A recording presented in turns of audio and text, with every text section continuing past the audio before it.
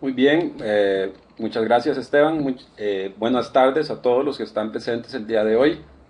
Mi nombre es Eduardo Castro. El día de hoy vamos a estar viendo un repaso sobre las distintas tecnologías que fueron introducidas durante la versión de SQL Server 2008, específicamente en todo lo que serían los temas para administradores de bases de datos, especificado en todo lo que sería cambios en seguridad, cambios en escalabilidad y alta disponibilidad. Si tienen alguna duda con respecto al contenido de esta presentación, pueden contactarme al correo electrónico castro@grupoasesor.net y con todo gusto vamos a poder atender sus dudas o incluso compartirles material adicional. También les recordamos que todo lo que sería este webcast es una introducción a distintas tecnologías. También pueden profundizar en otros webcasts de TechNet sobre ya un tema en específico. Si tienen alguna duda también con respecto a los tópicos que estamos viendo el día de hoy, podemos aclararlos en la sección de preguntas y respuestas o por medio de correo electrónico posteriormente. Vamos a iniciar con todo lo que sería un repaso sobre SQL Server 2008. Dentro de estas tenemos algunas de las novedades que se han presentado dentro de esta versión de bases de datos. Primero, las podemos clasificar tal y como hemos dicho anteriormente en novedades de seguridad, novedades de escalabilidad y novedades de alta disponibilidad. Dentro de lo que sería seguridad, vamos a ver ahora cada uno de esos temas más a detalle, pero en seguridad lo podemos resumir con los siguientes casos. Primero, se tiene todo lo que sería el Transparent Data Encryption, que nos permite encriptar la base de datos de forma transparente, donde no hay que modificar las bases de datos, sino que eso se hace a nivel de SQL Server y podemos contar con toda la seguridad de encriptación de los datos. Cambios en todo lo que sería auditoría. Eso es una de las ventajas que tiene SQL Server. Por ejemplo, si ustedes quieren estar auditando cuándo se insertan filas, cuándo se modifican filas, cuándo tienen que estar haciendo o vigilando alguna operación que se haga sobre una tabla en específico dentro de la base de datos, también se puede habilitar. Para eso vamos a tener una demostración que vamos a ejecutar posteriormente. En cuanto a todo lo que sería cambios, aquí tenemos el manejo de encriptación, es uno de los cambios y certificados digitales. Como recuerdan, dentro de SQL Server se pueden administrar certificados digitales, ya sea generados dentro del mismo ambiente de SQL Server, pero también ahora podemos tener todo lo que sería el External Key Management. En el External Key Management lo que nos permite es de que las llaves de los certificados digitales o los certificados digitales puedan ser almacenados en dispositivos externos de seguridad creados especialmente para eso. Otra de los cambios que fueron introducidos es que yo puedo tener SQL Server Reporting Services, pero sin tener un ligamen directo con el Internet Information Server. Entonces, puedo tener un servicio de Reporting Services ejecutando, pero sin necesidad de tener instalado el IIS, que es una de las grandes ventajas, ya que ahora sí nos permite que dentro de un servidor de base de datos solo se tenga una base de datos. ¿Verdad? Entonces, eso es importante. Eso nos aumenta la seguridad que podemos tener dentro de nuestros servidores. Y también el Reporting Services también se puede instalar en Network Load Balancing. Esa es una de las ventajas que tenemos acá. En cuanto a lo que sería escalabilidad que se ha implementado. Recordamos que se ha implementado todo lo que sería la compresión de datos. Ahí tenemos compresión de datos a nivel de columna o compresión de datos a nivel de página. Eso lo vamos a ver un poquito más de detalle más adelante. Tenemos todo lo que sería la administración de los recursos del servidor, por ejemplo, limitar la cantidad de CPU que se le puede asignar a una aplicación, la cantidad de recursos que se le asignan a dicha aplicación, se hace mediante todo lo que sería el Resource Governor. El tipo de datos, file stream, que ustedes lo pueden utilizar para guardar datos dentro del sistema de archivos. Muy útil si ustedes quieren habilitar todo lo que sería el Remote Blob Storage de todo lo que sería SharePoint 2010. Eso es importante. Tenemos todo lo que sería el Change Data Capture. El Change Data Capture nos permite capturar en unas tablas especiales todos los cambios que se hacen sobre una tabla que estamos monitoreando. Por ejemplo, quisiéramos saber cuáles han sido todos los inserciones, los borrados, las actualizaciones que se han hecho sobre una tabla o sobre una columna de una tabla en particular, lo podemos habilitar con todo lo que sería el Change Data Capture, que también tenemos una demostración con respecto a esto. También tenemos toda la parte de índices filtrados. Por ejemplo, ahora yo puedo crear un índice y establecerle un where en el índice, de forma tal de que para bases de datos que tienen grandes cantidades de datos, podemos crear índices especiales para ciertos argumentos. Entonces, eso es una de las ventajas que tenemos. También se presenta todo lo que sería la alta disponibilidad. Dentro de la alta disponibilidad tenemos mejoras bastante importantes en todo lo que sería el database mirroring. Eso es una de las grandes ventajas. Se ha mejorado todo lo que sería la configuración, es ahora mucho más sencilla. Además de que se tiene todo lo que sería sistemas de encriptación, que ustedes lo pueden habilitar. También pueden habilitar todo lo que sería la compresión de datos, es de forma automática. El clustering ha sido mejorado de forma tal de que ahora ustedes pueden instalar un clúster de SQL Server de una forma muy sencilla, y además tenemos el soporte para los geoclusters, que eso es importante, que serían clusters que están dentro de distintos segmentos de red. Eso está totalmente soportado. Y después tenemos la replicación peer-to-peer. También se ha sido mejorado en todo lo que serían los campos de configuración y además en rendimiento. Entonces tenemos bastantes mejoras. Cada una de estas mejoras las vamos a ver un poco y vamos a tener una demostración de cada una de ellas. Empezamos con la parte de seguridad. En seguridad contamos con algo bastante importante. Primero tenemos el soporte para el External Key Management. El External Key Management, eso es muy importante que nosotros tengamos soporte dentro de SQL Server, porque nos permite poder tener una interacción natural y soportada entre la encriptación de las bases de datos y con dispositivos de seguridad, conocidos como HSM. Estos dispositivos HSM, que son los Hardware Security Modules, nos permiten, por ejemplo, almacenar las llaves de los certificados de una forma completamente segura, ya que tienen tecnología de grado militar. Otra de las ventajas que tiene es que podemos utilizar todo lo que sería aceleradores para la encriptación de datos basados en certificados digitales. Entonces, es importante que tengamos esto. Dentro del External Key Management también nos permite, si ustedes ya tienen una solución de entidad certificadora que utiliza módulos HSM, podríamos tener todo un sistema de almacenamiento unificado para todo lo que sería la seguridad dentro de nuestra organización. Entonces es importante. Entonces ya SQL Server nos permite ese soporte.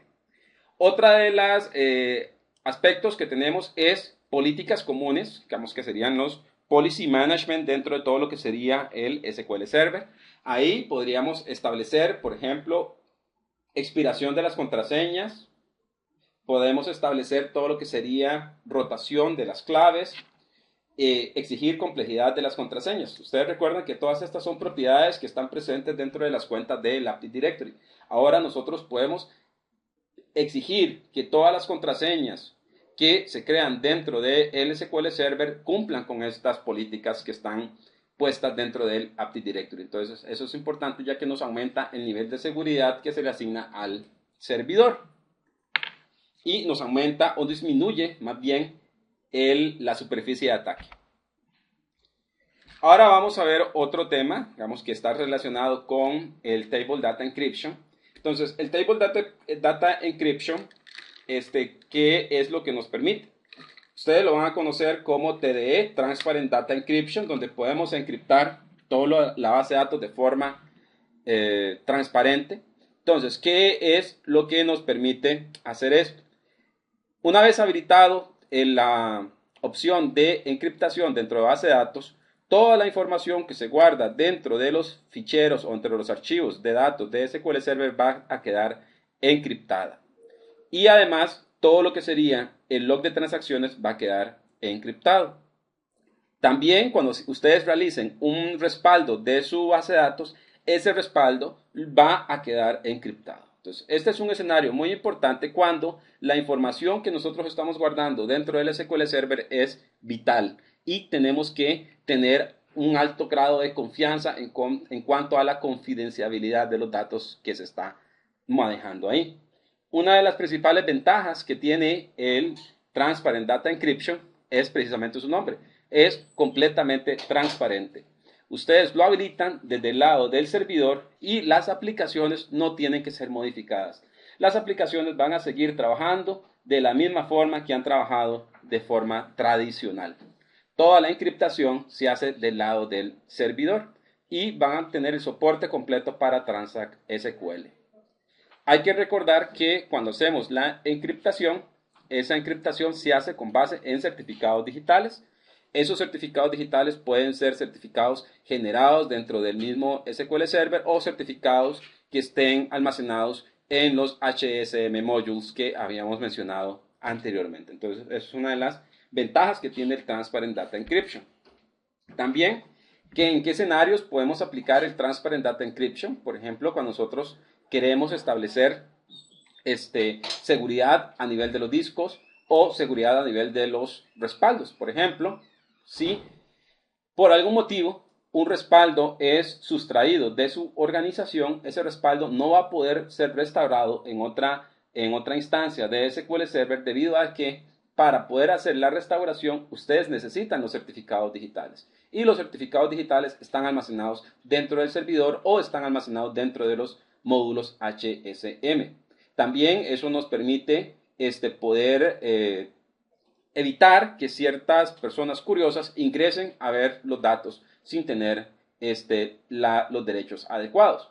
También es importante que para aquellos que tienen que cumplir legislaciones internacionales en cuanto a privacidad de datos, esta es una de las facilidades que brinda SQL Server para poder cumplir con dichas legislaciones.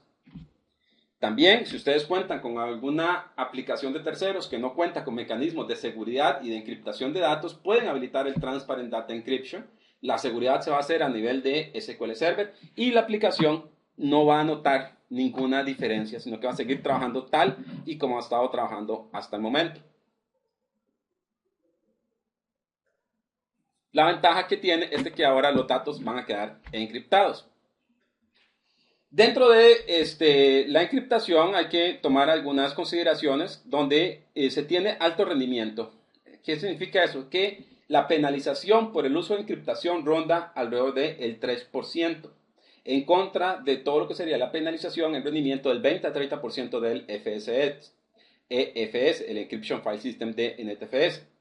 Es importante que se integra con el External Key Management para mantener todos los certificados digitales centralizados. Se encripta a nivel de página de disco y los datos se desencriptan en memoria. Esa es la ventaja. Los datos nunca están desencriptados en disco.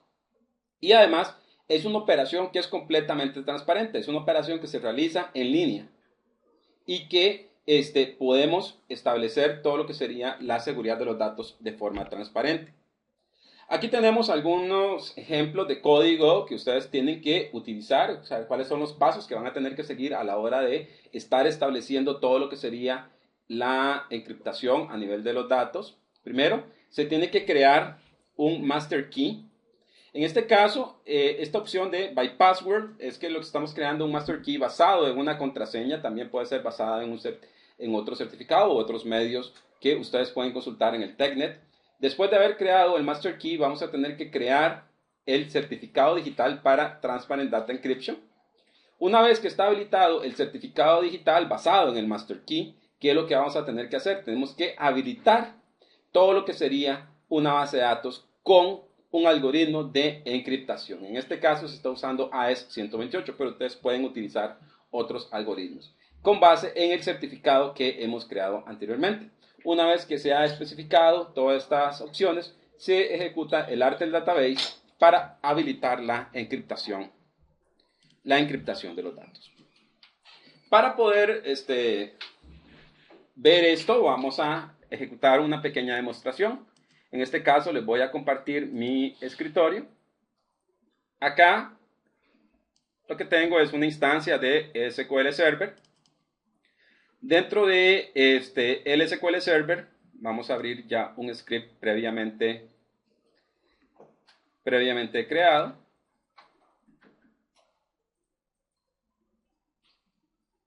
Dentro de esto, ¿qué es lo que vamos a tener? Primero vamos a posicionarnos en master. Se crea una base de datos normal, en este caso es una base de datos de Table Data Encryption.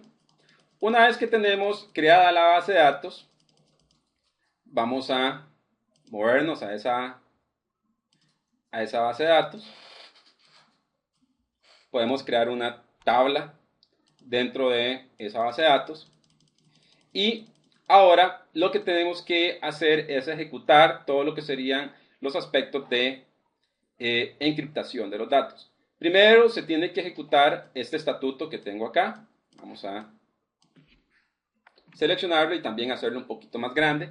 El estatuto que tenemos aquí es, primero nos ubicamos en master y creamos el master key con base en una contraseña. En este caso estoy usando una contraseña por default.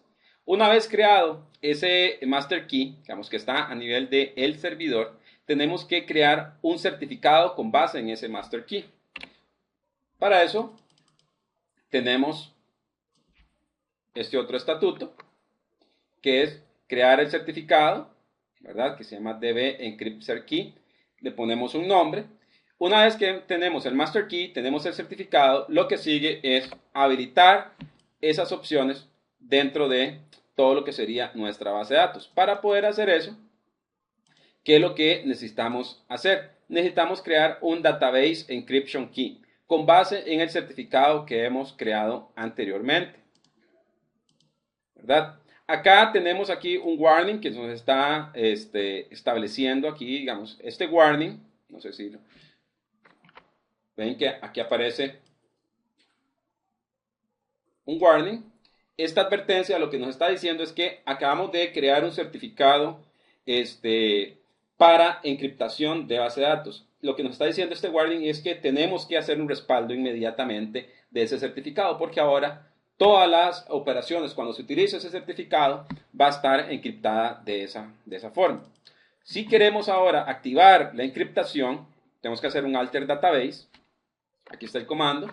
Tenemos que hacer un alter database tddb, y lo que hacemos con el set encryption on, lo que estamos haciendo es habilitando la encriptación de datos dentro de esta base de datos. Y eso es todo lo que tenemos que hacer. Ya de ahí en adelante, toda la encriptación de los datos es hecho de forma transparente. Por ejemplo, ya podemos empezar a utilizar la base de datos tal y como lo habíamos estado utilizando hasta el momento. De ahí el nombre de Transparent Data Encryption. Digamos, todo la encriptación de los datos se hace de forma transparente y en background. Vamos a volver a nuestra presentación.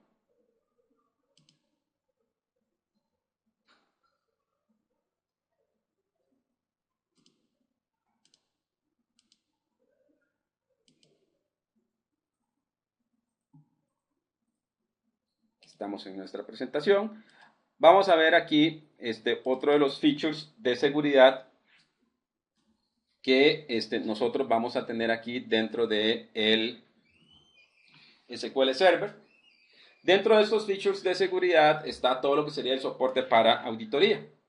Todos siempre hemos tenido, digamos, algún requerimiento de que podamos tener auditoría con respecto a todo lo que sería el uso de la base de datos y cómo lo estamos utilizando. Dentro de ese uso, siempre va a estar dentro de los requerimientos es utilizar algún tipo de auditoría. La auditoría, digamos, en SQL Server también se puede habilitar, es una opción que ustedes habilitan a nivel del Management Studio. Pueden habilitarla mediante el Management Studio, también mediante el Transact SQL. Puede ser basada en guardar la auditoría ya sea en un archivo, digamos que en mi opinión personal eso es lo más recomendado, guardarlo en un archivo, o también puede ser que la auditoría se envíe hacia el registro de eventos de Windows. La desventaja que tiene guardar en el registro de eventos de Windows es de que puede ser de que se llene muy rápido. y que se empieza a sobreescribir. Entonces, si es basado en un archivo, entonces nosotros podemos ponerlo en un directorio que tenga suficiente espacio, en un disco que tenga suficiente espacio para poder soportar todas las auditorías que estamos guardando. Entonces, eso es una de las partes importantes. También, ¿cómo es que funciona la auditoría? La auditoría se basa en una característica que es de SQL Server, que se llama Extended Events. Extended Events, que serían los eventos extendidos. Los eventos extendidos lo que me permiten es, para cada evento que ocurre a nivel de servidor o que ocurre a nivel de base de datos, yo puedo habilitar algo que captura esa información cuando se ejecutó. Entonces, ¿qué es lo que podemos hacer? Podemos capturar cuando un usuario hace login, cuando un usuario hace logoff, cuando se conectan a una base de datos, se desconectan de una base de datos, cuando hacen alguna operación de Transact SQL, todo eso puede ser capturado y esa información es guardada directamente dentro de todo lo que sería el log de auditoría.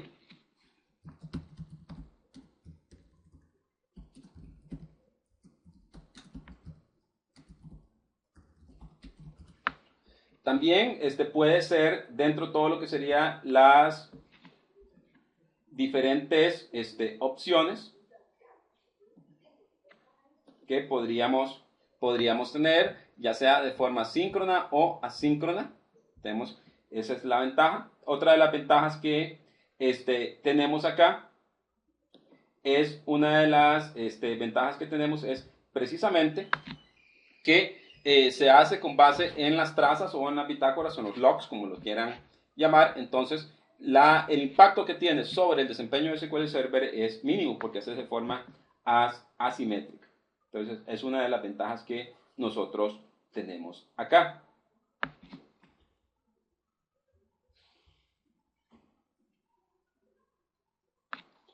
Vamos a seguir un poco acá con un poco de cómo se habilita la auditoría. Para poder hacer eso, lo podemos hacer ya sea, como lo vimos anteriormente, mediante Transact SQL, o lo podemos hacer mediante la interfaz gráfica de SQL Server. Dentro de este caso, tenemos aquí la sintaxis. Primero, tenemos que crear el audit log. El audit log es precisamente hacia dónde se van a guardar los logs de la auditoría. Entonces, las bitácoras de auditoría. Entonces, nosotros podemos elegir, en este caso se está guardando en el application log, en el event viewer. Puede ser que se guarde en el de seguridad, o podemos escoger también que se guarde dentro de un archivo. Entonces, esa es una de las ventajas que nosotros tenemos acá. Dentro de las pasos que siguen es precisamente crear una especificación de auditoría. Dentro de la especificación de auditoría, lo primero que tenemos que elegir es para qué, digamos, que sería a nivel de servidor o a nivel de base de datos. Entonces ven que dice aquí, Create Server Audit Specification. Entonces es una especificación de auditoría a nivel de servidor. Dentro de todo lo que sería la especificación a nivel de servidor, ¿qué es lo que vamos a tener? Vamos a elegir, le decimos for server, le vamos a poner el audit. El audit es el directorio o el nombre del archivo donde vamos a estar guardando esa auditoría, en este caso en el application log, o puede ser un archivo, y agregamos una especificación, Successful Login Group. Entonces, en este caso estamos creando una auditoría para que cada vez que ingresa un usuario, nosotros podamos guardar una traza de que ingresó. Y eso es a nivel de servidor. Después, podemos tener otro tipo de auditoría, que en este caso es a nivel de base de datos. Vean que la sintaxis cambia un poquito, que sería Create Database Audit Specification, un nombre. Después le decimos dónde vamos a guardar, que sería aquí el audit, sería auditoría simple. Agregamos la especificación de la auditoría que queremos estar llevando, pero vean que en este caso la operación que vamos a estar haciendo es especificando cuándo es que queremos guardar dicha auditoría. En este caso va a ser en las actualizaciones que se hagan a mi tabla. Entonces eso es importante que nosotros lo tengamos ahí bastante claro. Dentro de la auditoría, digamos, vamos a hacerles un pequeño demo. Para eso voy a conectarme otra vez y compartir el desktop.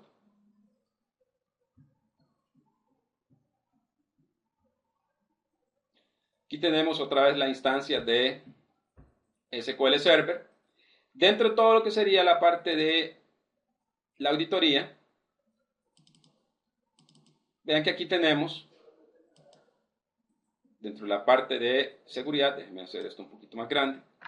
Dentro de la parte de seguridad de SQL Server tenemos aquí esta rama que es de la rama de seguridad dentro del Management Studio. Dentro de toda la parte de Management Studio tenemos esta otra parte que son las auditorías. Esto nos dice específicamente dónde queremos guardar el audit. Para hacer esto, vamos a venir acá. Puedo crear una nueva auditoría.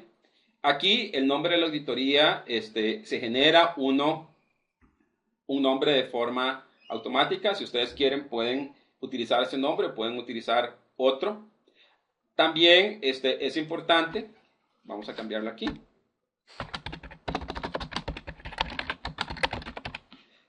Establecer el nombre de la auditoría.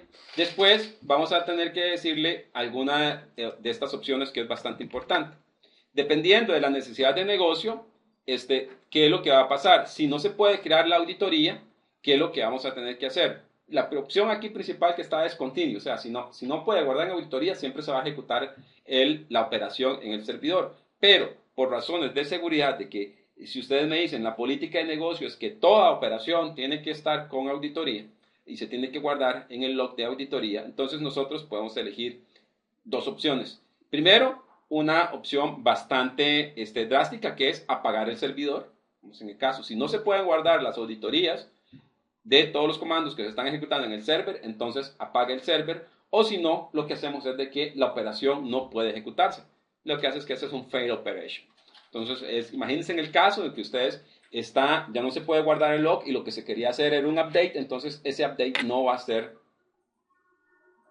guardado. Entonces, eso es importante.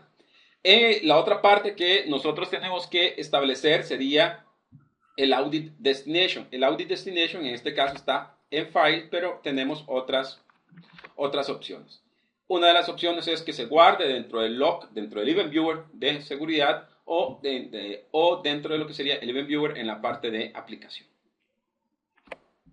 Entonces, en este caso, si lo queremos a nivel de archivo, tenemos que elegir el directorio donde vamos a guardar esa auditoría. ¿Verdad? Después tenemos aquí otro aspecto bastante importante, es de que podemos establecer también cuánto es el tamaño máximo de los archivos, o sea, del tamaño máximo que puede llegar la auditoría. En este caso está ilimitado y además yo le podría decir, si establezco el tamaño máximo, yo puedo reservar el espacio para guardar esa auditoría. Entonces es importante que ustedes lo puedan hacer. Si ustedes quieren, pueden establecer algún tipo de filtro, ¿verdad?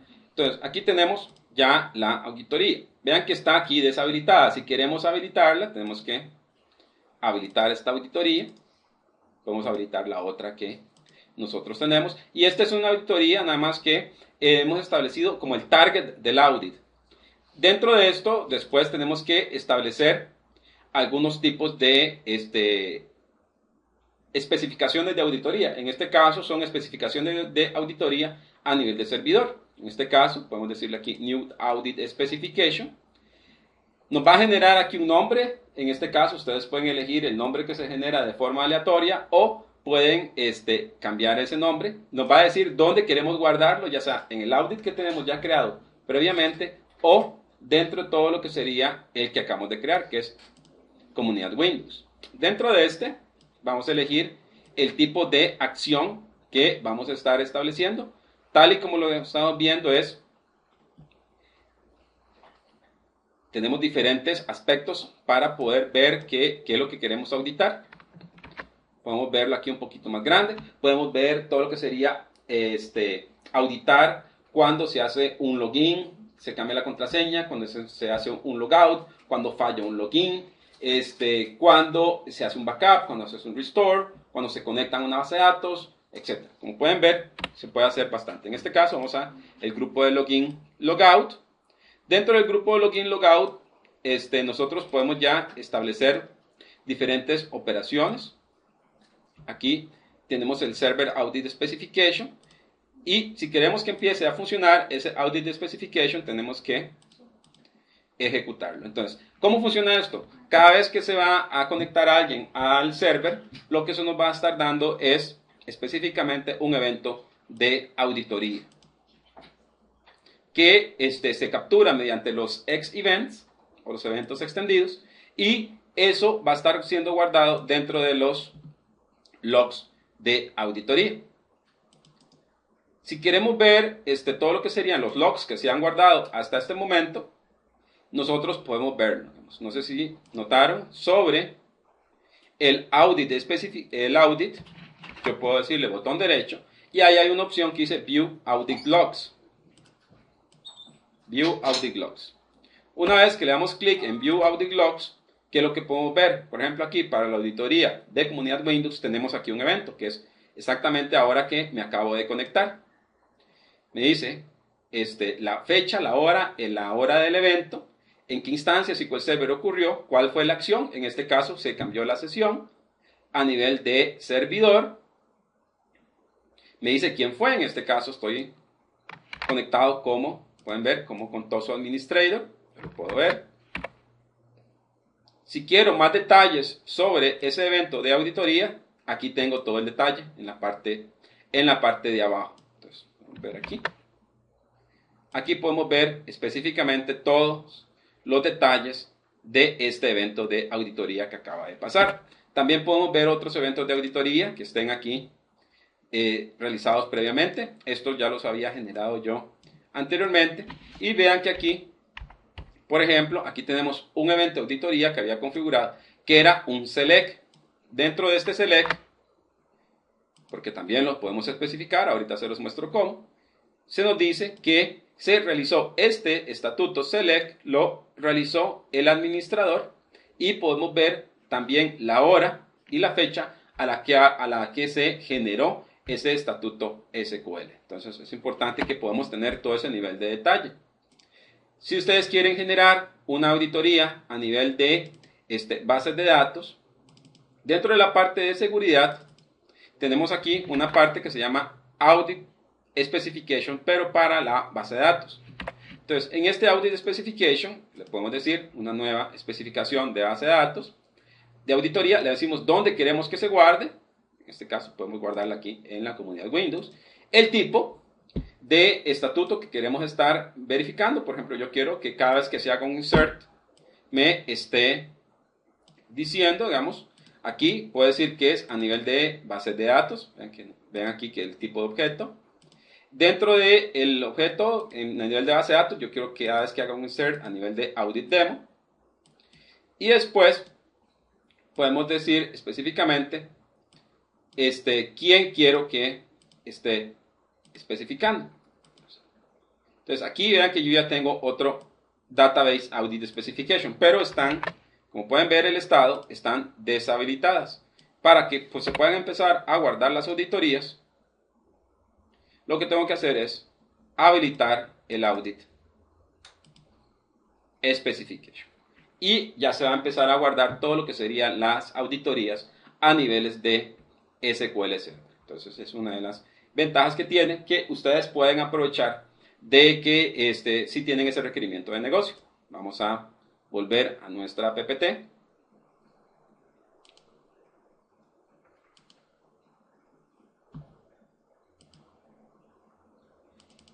En cuanto a escalabilidad, tenemos un nuevo esquema que sería el uso del Resource Governor. El Resource Governor es introducido en SQL Server y lo que nos permite es poder controlar todo lo que serían los recursos del servidor. Podemos controlar específicamente la cantidad de memoria, la cantidad de CPU que está permitido hacia una carga en específico. Una carga podría ser una aplicación. Por ejemplo, ustedes podrían decir, la aplicación X va a poder llegar a utilizar todos los comandos que se utilicen, que vengan identificados con el workload de la aplicación X, va a utilizar X cantidad de memoria y X cantidad de CPU. Entonces, eso es importante que ustedes lo puedan tener importante. Entonces, ¿qué nos permite? Nos permite controlar y priorizar recursos para sistemas tales como OLTP. En este caso, ¿cómo es que funciona? Imagínense que ustedes tienen una aplicación que es crítica para ustedes. Esa aplicación tiene cierta cantidad de recursos, digamos, de servidor que están disponibles. Y lo que ustedes quieren prevenir es de que se ejecute alguna operación que consuma todos los recursos de CPU. Por ejemplo, que ustedes tengan una persona que está haciendo reportes ad hoc. Entonces, se le ocurre hacer un select que incluye una gran cantidad de recursos. Eso lo que va a hacer es que se va a hacer más lento el servidor. En ese caso, lo que podemos hacer es establecer todo lo que sería el Resource Governor. Entonces, le decimos que cuando sea ese tipo de aplicación, no le asigne tanta memoria y no le asigne tanto CPU, para que el resto de operaciones funcionen de la forma adecuada. Entonces, eso es importante que ustedes sepan que está disponible y que lo pueden habilitar. ¿Cómo se trabaja el Resource Governor? El Resource Governor se trabaja bajo el concepto de grupos de carga, donde se habilita todo lo que serían las cargas de trabajo. ¿Y cómo la podemos identificar? Lo podemos identificar por algo que se llama la función identificadora. La función identificadora podría ser, por ejemplo, el nombre de la aplicación que se está conectando o el nombre del usuario que se está conectando. Entonces, eso es importante que nosotros podamos tener. Aquí tenemos algunas operaciones, algunos ejemplos, por ejemplo, donde decimos de que podemos establecer diferentes pools, donde cada uno de esos pools va a tener diferentes cantidades de recursos asignados.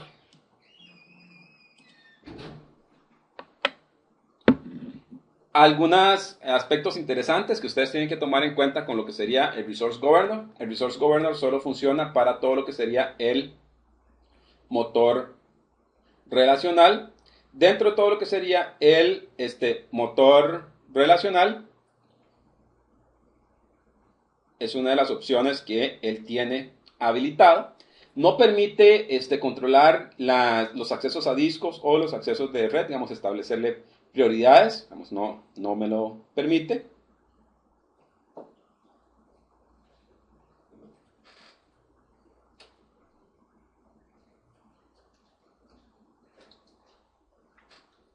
¿Verdad? Pero es importante. Y esto actúa a nivel de instancia, no a nivel de servidor. Pero es algo que nos permite trabajar. Aquí tenemos algunos ejemplos de cómo crear el Resource Governor. Primero tenemos que establecer si queremos habilitar el Resource Governor o no, habilitarlo o no. Creamos un workload. Dentro del workload vamos a crear también y asociar todo lo que serían los Resource Pools. Los Resource Pools es, por ejemplo, cuál va a ser el mínimo de CPU que vamos a tener, y además se lo podemos asignar a un workload. Vamos a ver aquí un poquito más. Esto es lo más importante que está asociado con lo que sería el Resource Governor. Por ejemplo, cuando nosotros tenemos el Resource Governor, vamos a tener que tener algo que es conocido como la función clasificadora.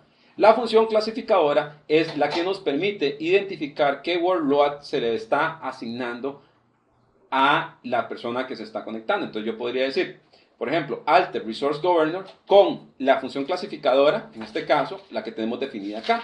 Y la función clasificadora lo que está diciendo es que si el grupo que se está conectando es grupo OLTP, aquí podemos ver que en el resource pools que le habíamos asignado anteriormente es de que el CPU mínimo que se le puede asignar a ese tipo de conexión es 50%. Entonces, eso es importante que ustedes lo puedan estar estableciendo, y es una forma de poder hacer la administración de los recursos. Otra de las ventajas que tiene aquí es que existe una serie de vistas del sistema para poder ver todo lo que serían las partes de la administración del Resource Governor. Uno de los aspectos bastante importantes, ya pasando de tema, viendo el siguiente tema, es la compresión de datos. La compresión de datos en SQL Server lo que nos permite es poder ahorrar cantidad de espacio que está asignado a las bases de datos, y se puede introducir dentro de SQL Server casi que de una forma muy transparente. Y una de las ventajas que tiene es de que al estar comprimidos los datos se da menos operaciones de entrada-salida, por lo cual nosotros tenemos mejor rendimiento. Entonces, esa es una de las ventajas que nosotros tenemos acá. Dentro de la compresión de datos, tenemos acá algo importante, donde tenemos la compresión de datos a nivel de fila y la compresión de datos a nivel de página. A compresión de fila, ¿qué es lo que significa? ¿Qué es lo que nosotros podemos tener? Primero, se convierten los tipos de datos numéricos de tamaño fijo a tamaño variable, se convierten los tipos de datos de carácter de tamaño fijo a tamaño variable. Y lo que se hace es que se establecen optimizaciones para poder almacenar valores tales como nulos, ceros, que tienen y desperdician espacio. Entonces, ¿qué es lo que significa? En la compresión por fila se guarda en disco únicamente los bytes necesarios para poder guardar la información que está representada dentro de una columna. También podemos tener la compresión a nivel de página. La compresión a nivel de página es un poquito más interesante, donde nosotros podemos establecer valores comprimidos. Los valores comprimidos es también basados en prefijos y la compresión por diccionarios. Entonces, cuando tenemos una compresión de páginas, tal y como lo vemos acá, se realiza por fases. Primero hacemos la compresión de fila, después hacemos la compresión por prefijos, que en ese caso lo que se hace es que se obtiene un prefijo que permite la mayor reutilización de datos que se repiten. Entonces, ¿qué es lo que va a hacer? En cada fila donde el dato se repite, se hace una referencia a las bytes que están en la cabecera. Por ejemplo, si nosotros tenemos el prefijo, como está aquí, ABCDE, los valores comprimidos de ABCDE es nulo, para ABCD es 4, porque está llegando solo hasta el cuarto carácter. ABJE, en este caso, tenemos específicamente 2, porque tenemos aquí, es el dato comprimido, que sería AB y después JE, que fue lo que cambió. En la compresión por diccionarios se buscan coincidencias entre los prefijos más datos y se sustituyen por punteros a entrada del diccionario. Eso significa que si tenemos un dato que se repite mucho, por ejemplo, código de producto, que se repite mucho en una tabla, no almacenamos todos los códigos de producto, sino que solo lo almacenamos una vez y dentro del lugar donde debería estar ese valor, lo que tenemos es una referencia a donde está el valor que se está guardando. Entonces, como podrán ver, la compresión de datos en SQL Server maneja un algoritmo un poquito distinto a lo que serían las compresiones de datos que manejamos tradicionalmente. Y tenemos aquí una ventaja. SQL Server nos brinda una serie de Transact SQL que nos permite estimar si vale la pena activar la compresión de datos o no. Entonces, ¿qué es lo que se hace? Lo que se hace es que se toma una muestra de los datos y me dice SQL Server si voy a tener alguna mejora en almacenamiento a la hora de estar comprimiendo dichos datos. Para habilitar y ver la compresión de datos, vamos a compartirles la pantalla nuevamente.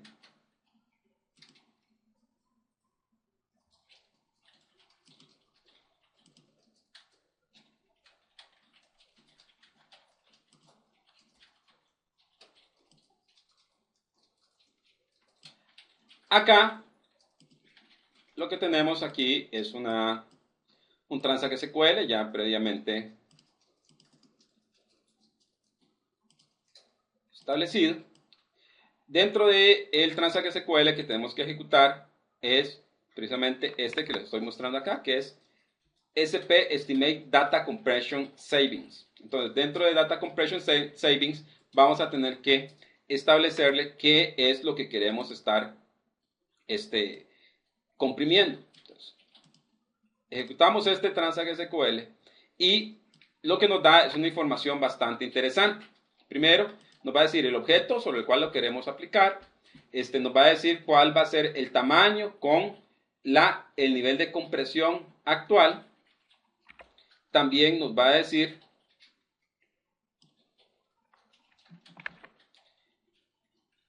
el tamaño con la compresión ya establecida, ya sea con la compresión en este caso, podemos decirle que sea por fila.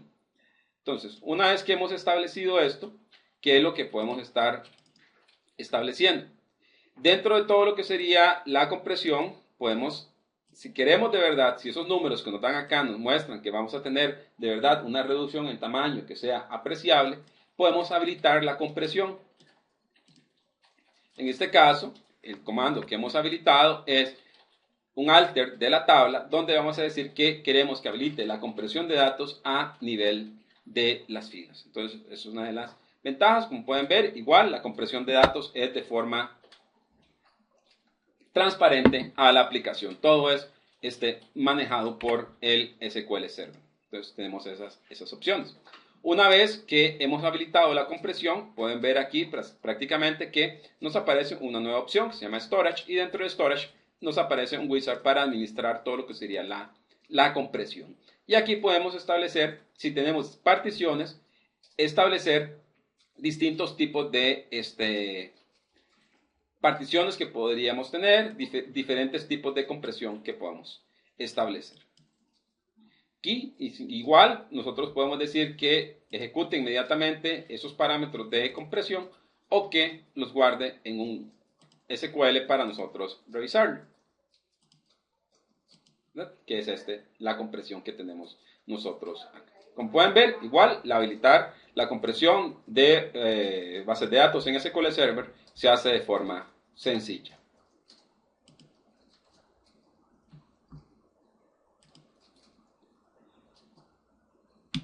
Otra de las características importantes que tiene SQL Server, que son bastante útiles para los administradores de base de datos, es todo lo que sería el Change Data Capture. El Change Data Capture lo que nos permite es tener un agente, que en este caso está leyendo el log, para detectar los cambios que se realizan en las tablas. Y esos cambios son guardados en unas tablas especiales que se llaman Change Tables.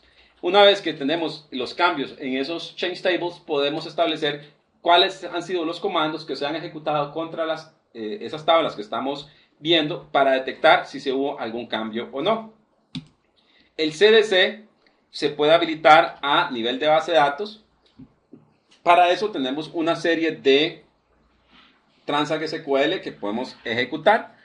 Aquí tenemos el SPC CDC Enable DB, lo que nos va a permitir es habilitar el Change Data Capture a nivel de base de datos. También lo que podemos hacer es que se habilitan a nivel de tabla. En este caso sería el CDC o CDC underscore Enable Table. Digamos que habilitamos la captura de cambios a nivel de tabla. También se puede, hay que recordar que el CDC se basa en algunos esquemas o tablas que están dentro del esquema que se llama igual Change Data Capture y está basado en agentes. Entonces, eso es importante que ustedes lo tomen en cuenta. ¿Qué es lo que hace acá? Lo que hace es de que el agente de lectura se comparte con el log reader de replicación y además lo que permite que hacemos es de que podemos crear diferentes tipos de características de captura de cambios.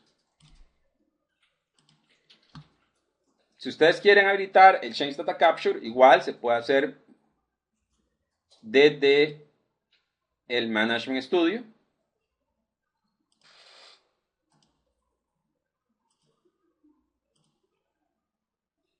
Dentro del Transact SQL del Change Data Capture tenemos algunas opciones bastante interesantes. Primero, tenemos Transact SQL que está asociado, tal y como lo he dicho anteriormente. El primero es una columna que está en todas las bases de datos, que sería is CDC enabled. Esa columna me va a decir si el Change Data Capture está habilitado o no está habilitado en una base de datos en particular. Sería este Transact SQL. Si queremos habilitar el Transact SQL o habilitar el Change Data Capture en una base de datos, ejecutamos este store procedure, que sería sp_cdc enable db. También podríamos habilitar el Change Data Capture para una tabla en específico. En este caso, la estamos habilitando para personas. Podemos aquí ejecutar cada uno de esos estatutos. Aquí podemos ver el resultado. Nos dice que tenemos el CDC enable en una base de datos. Igual, lo podemos ejecutar. También podemos especificar si lo queremos habilitar el CDC para una tabla en particular. Si nosotros consultamos aquí la base de datos, el CDC Demo,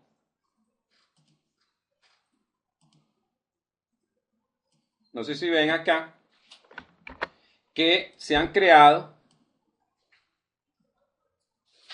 unas tablas de sistema. Esas tablas de sistema, lo que me tiene es la información acerca de los cambios del Change Data Capture. Vemos, aquí tenemos una para la captura de columnas en específico, captura de cambios en tablas y exactamente aquí, como acabamos de habilitar el Change Data Capture para la tabla de personas, entonces se nos creó una tabla aquí que se llama CDC DBO Personas CT. Entonces, ¿qué es lo que podemos hacer precisamente? En el Change Data Capture podemos consultar la información de los cambios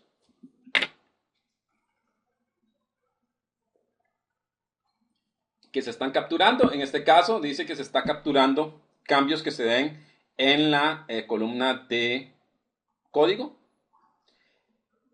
Si queremos deshabilitar el Change Data Capture, lo ejecutamos acá.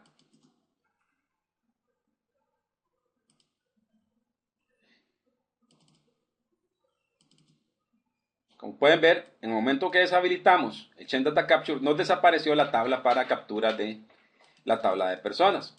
También yo le podría decir que tengamos el Change Data Capture, pero solo para algunas columnas.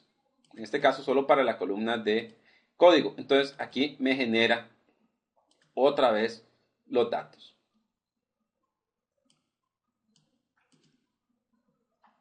Es importante, vean, de que nosotros podemos establecer aquí, dentro de la que serían las columnas de código y los cambios, las tablas que capturan los cambios de las columnas, se pueden consultar como un select normal. Y aquí nos van a aparecer una serie de operaciones cuando se realizaron y además en qué momento se realizaron. Entonces eso es importante que ustedes lo tomen en cuenta. Vamos a volver a nuestra presentación.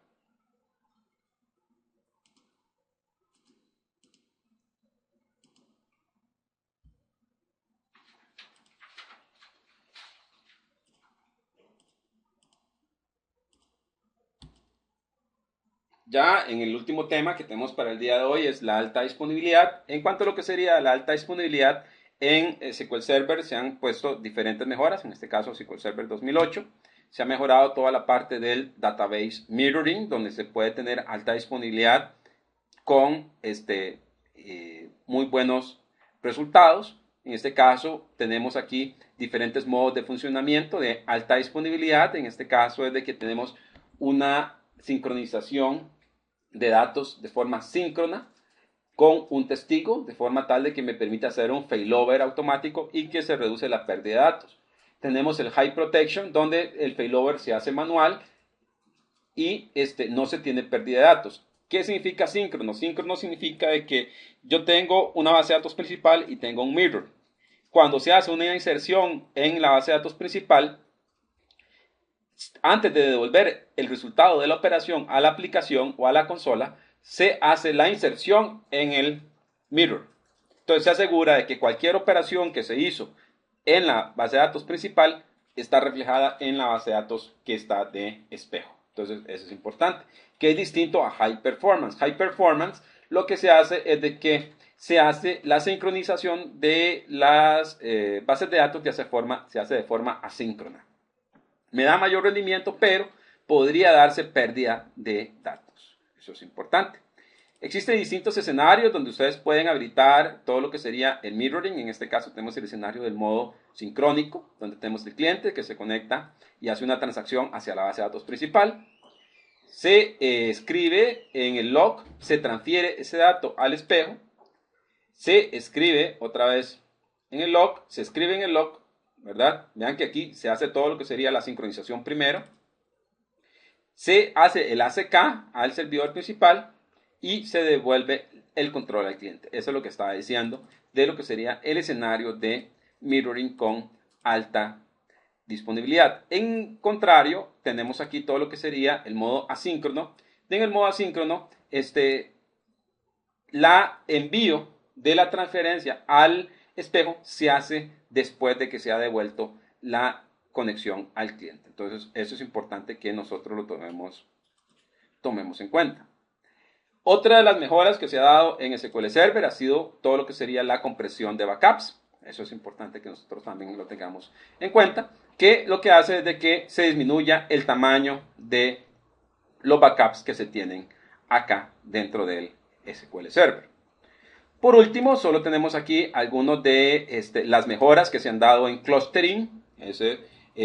Las mejoras que tenemos en clustering es de que se mantiene todo el modelo de clustering de Windows 2008. En este caso estamos hablando del failover clustering. Si tiene algo importante, que tenemos mejoras en la validación del clúster. Eso está basado en las mejoras que se hicieron en el validador de clúster de SQL Server.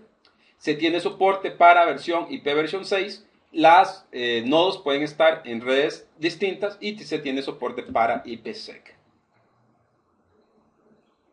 Eso es en resumen algunas de las mejoras que se tiene acá. Para ir terminando, como podemos ver, se han dado una serie de mejoras en todo lo que sería SQL Server, en cuanto a lo que sería seguridad, escalabilidad y alta